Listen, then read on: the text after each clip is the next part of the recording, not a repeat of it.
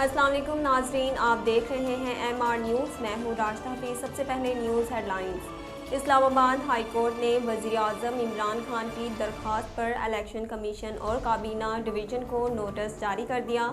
تفصیلات کے مطابق اسلام آباد ہائی کورٹ میں وزیر اعظم عمران خان کی الیکشن کمیشن کے نوٹس کے خلاف درخواست پر سماعت ہوئی۔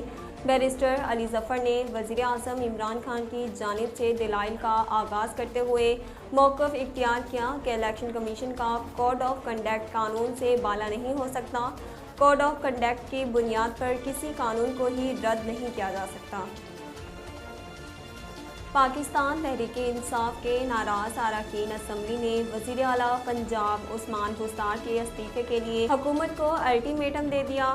حکومت کی جانب سے اپنے ناراض اراکین اسمبلی کو منانے کی کوششیں جاری ہیں اور اس حوالے سے وزیر اعلیٰ پنجاب سمیت پی ٹی آئی کی دیگر شخصیات ناراض اراکین سے ملاقات کر کے انہیں منانے کی کوششیں کر رہی ہیں۔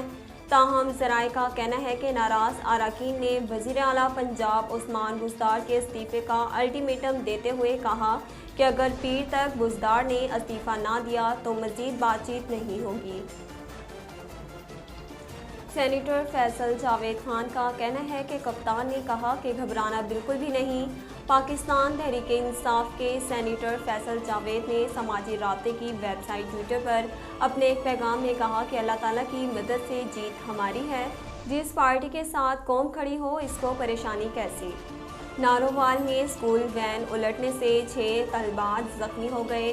تفصیلات کے مطابق یہ افسوسناک واقعہ نارووال میں مرید کے روڈ کے قریب پیش آیا، جہاں نجی اسکول کی وین الٹ جانے کے باعث 6 طالبات زخمی ہو گئے۔ ریسکیو حکام کا کہنا ہے کہ حادثہ وین کی تیز رفتاری کے باعث موڑ کاٹتے ہوئے فٹ پاتھ کے ساتھ ٹکرانے سے پیش آیا، تاہم تمام زخمیوں کو ہسپتال منتقل کر دیا گیا۔ پاکستان شعبہ انڈسٹری کی اداکارہ مومنہ اقبال کی تصاویر سوشل میڈیا پر وائرل ہو گئی۔ اداکارہ مومنہ اقبال نے photo and video sharing apps Instagram story پر اپنی دلکش ویڈیو پوسٹ کی، جو دیکھتے ہی دیکھتے سوشل میڈیا کی زینت بن گئی۔